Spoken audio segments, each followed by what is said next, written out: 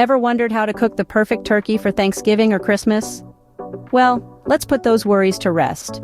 Cooking a turkey, that centerpiece of your festive table, is not as daunting as it seems, and we're here to guide you every step of the way.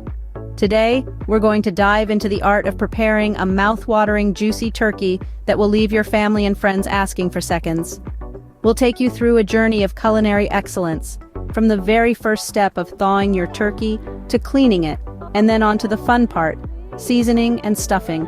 We'll also delve into the cooking process, ensuring your bird is cooked to perfection. And finally, we'll cover the crucial steps of resting and carving your masterpiece. So, get ready to take notes, roll up your sleeves, and step into the kitchen. By the end of this video, you'll be a turkey cooking expert. Before we start cooking, there are two essential steps: thawing and cleaning your turkey. Let's dive right in. To avoid the risk of bacteria growth, it's crucial to thaw your turkey safely, and that means in the refrigerator. How long should you thaw it, you ask? Well, a good rule of thumb is to allow 24 hours of thawing for every 4 to 5 pounds of turkey.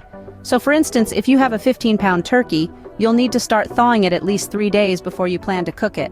Now don't rush the thawing process. It's tempting to leave the turkey out at room temperature or to use hot water to speed things up, but these methods can lead to uneven thawing and even make your turkey a breeding ground for bacteria. So patience is the key here, folks. Alright, now that we've got the thawing part covered, let's move on to cleaning. First, remove the turkey from its packaging. You'll often find a bag of giblets stashed inside the cavity of the turkey.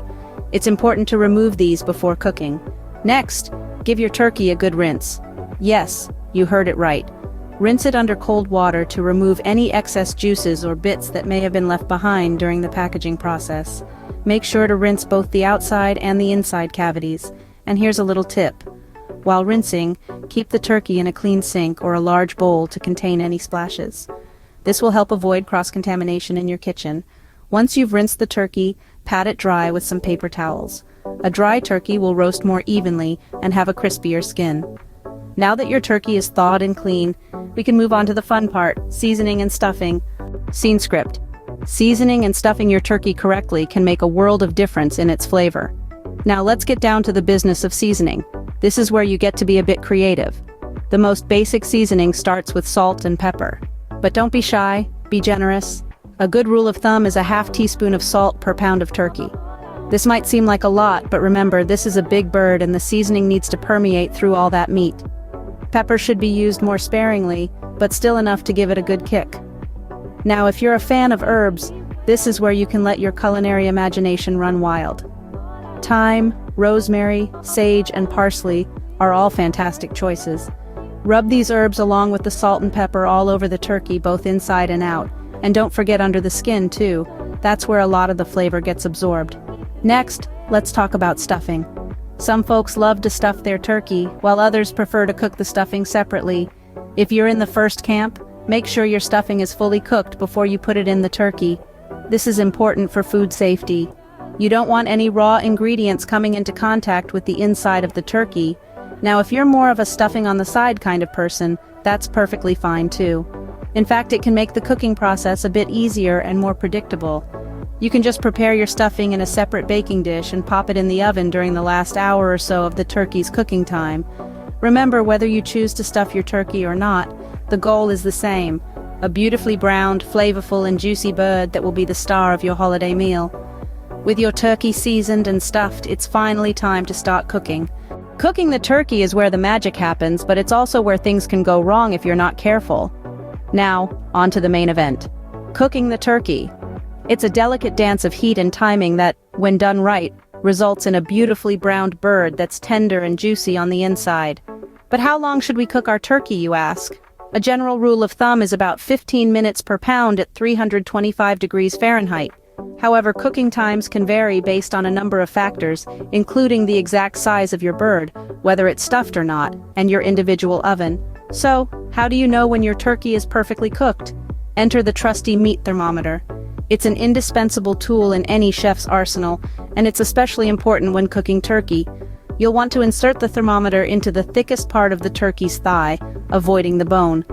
Once it reads 165 degrees Fahrenheit, your turkey is fully cooked and safe to eat. But we're not just after safety here, we're after culinary perfection, and that's where the art of basting comes in. Basting is the process of spooning or brushing the turkey with its own juices, or with a special basting liquid throughout the cooking process. This helps to keep the turkey moist and adds an extra layer of flavor. But wait, there's more. Have you ever noticed how the breast of the turkey often cooks faster than the dark meat on the thighs and legs? This can result in a dried-out breast by the time the rest of the turkey is done.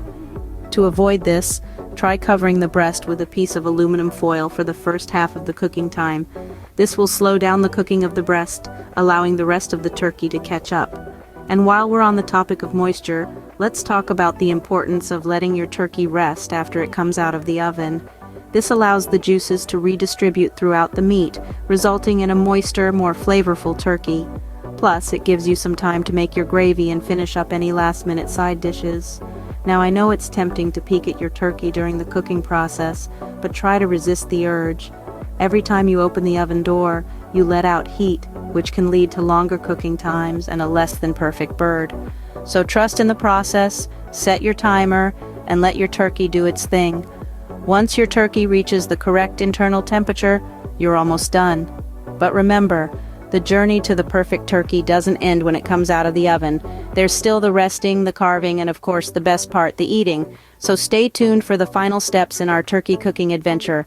After all that hard work, the last thing you want to do is rush the final steps, resting and carving your turkey. Now, if you're wondering why it's vital to let your turkey rest before carving, it's all about the juices. You see, during cooking, the heat pushes all those succulent juices towards the center of the bird. If you start cutting into it right away, you'll lose a lot of that moisture on your cutting board. But if you let it rest, you're allowing those juices to redistribute throughout the turkey. This results in a bird that's tender, juicy, and full of flavor in every bite. So, how long should you wait? Well, for a turkey of average size, somewhere between 15 to 20 minutes of rest should do the trick. If you've gone for a larger bird, you might need to let it rest for up to 30 minutes. Don't worry about it getting cold. The turkey will stay hot for quite a while, and besides, you'll be serving it with hot gravy, right? Now let's talk carving. The first thing you'll want to do is remove the legs. Cut through the skin between the breast and the drumstick, and then apply a bit of pressure to snap the joint. Once that's done, you can easily cut through and remove the entire leg. Repeat this process on the other side. Next, let's tackle the breast. Start at the top, near the backbone, and make a long, smooth cut all the way down, following the curve of the bird. This will give you a nice thick slab of white meat, perfect for those who prefer it. Finally, don't forget about the wings.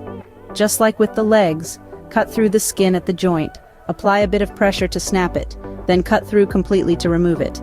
And there you have it, a perfectly cooked, moist and flavorful turkey. Enjoy your Thanksgiving or Christmas feast.